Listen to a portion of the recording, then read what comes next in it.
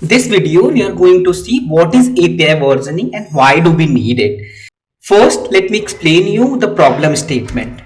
So let's say we have a microservice here. So I have this microservice here and I have exposed couple of endpoints. Let's say here we have add, we have here update, we have delete. So these are a couple of endpoints that I have exposed, and this microservices has more than one client. So let's say here we have X1, we have X2, we have X3.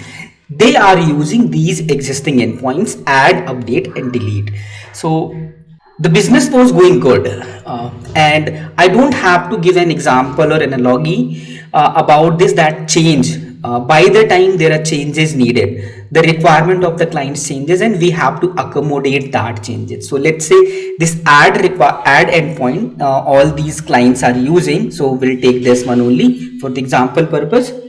Let's say additionally add method has the three attributes, 1 2 3, three mandatory attributes were there. So all of these clients, they were passing three attributes.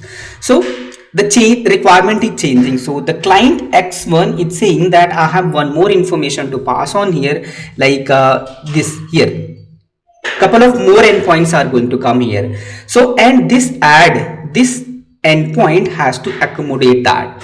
At the same time, so accommodating these changes is not a problem. So I can go ahead and do the changes. The thing is that existing client X2, X3, because they do not need these attributes, they should not break.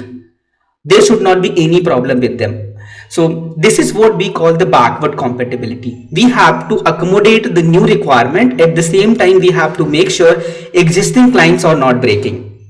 So these kind of changes, what we say, and to accommodate these changes, so we have to create versions of the APIs that we have. So there are different ways of creating the versions. So that is what the purpose of this video. So I hope you get the problem statement, that by the time changes are necessary to be added into the endpoints and we have to add that. At the same time, we have to make sure that it is properly backward compatible, and by the time it will be, they all move to the new API and then we'll completely say goodbye to the old API.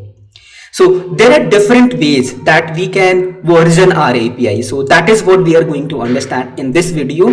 What are those different ways? So let's see that in the points. What is an API? So you already know this one. So I have just put it there just for the knowledge purpose. Application programming interface. These are the actual endpoints that we are creating. So it is, what is API? It is a set of protocols, routines and tools that we have. HTTP, GET, POST and all that methods are there that are used to create the APIs. In the context of microservices architecture, APIs are used for communication between microservices.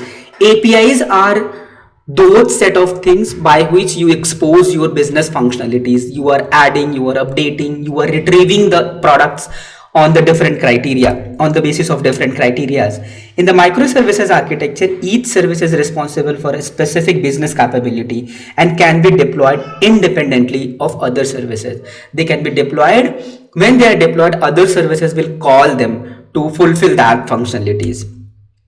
What are the different API examples? Authentication API, product API, payment, notification, any sort of, it depends on what business functionality we have. That's what we call the API. Coming to the API versioning, problem statement, I already have explained what is this one. It is a practice of managing different versions of an API. As software systems evolve, it is common for API endpoints to change over time. It can cause compatibilities issues for applications that rely on them. API versioning helps to address this issue by providing a way to manage changes to API without breaking existing application. That is making sure that it is backward compatible. What are the different types of API versioning? First one is the URL versioning. So I could have shown this an example, but you are watching the API versioning.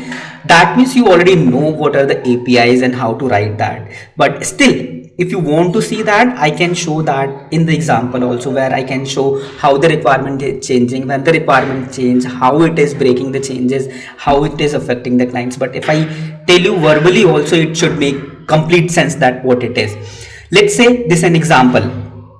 In what happens here, you to accommodate the changes, you write one more API with a slight change where you specify what version it is. Let's say your initial API is apiexample.com products, and when you are adding changes, you create this word, you put this word v1 there. That is what it says, this is the version 1.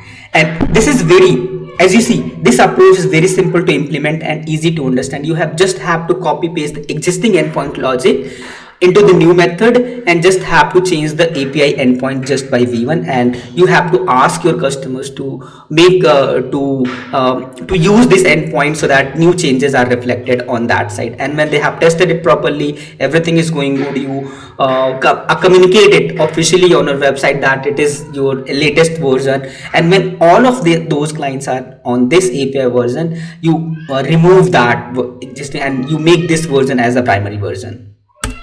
The second one is the URL parameter. This is yet another way similar to this one that we have. So here we had that constraint that query parameter was not there. But here, if your endpoint is accepting a query parameter, so this is another way that you can give it. So you are not changing the contract or API endpoint here, but optionally you are passing the version. And in the same method, you have to handle this version. If client is passing version 1, you have to handle it accordingly. And if it is passing version 2, so whatever attribute, whatever agreement has happened on that version, that should be fulfilled on that endpoint. So it is very similar to this one that we have. But the thing is, you don't have to create new endpoint. It is just that in the existing endpoint, you have to put a if else logic where you have to address this version there. That is it.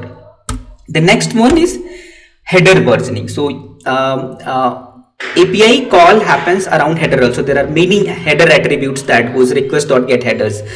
You pass the method, get, post, other header information, authentication token, and all sort of thing that you pass. In that headers, you can pass version also. In this one, you don't have to do any changes in the endpoint that is there. You just have to put one information in the header. Any clients want to use the latest version 1, they just have to pass this version in the header information, and your API endpoint should retrieve this information from the header, and accordingly what value it has, it should process that logic. This is also very simple.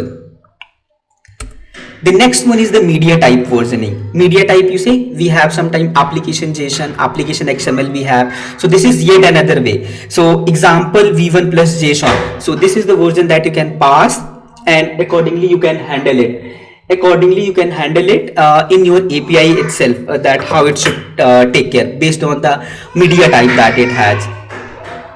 So it is also very simple. So you see all the methods of to make sure the versioning thing, it is very simple. It is just that what way we want to go.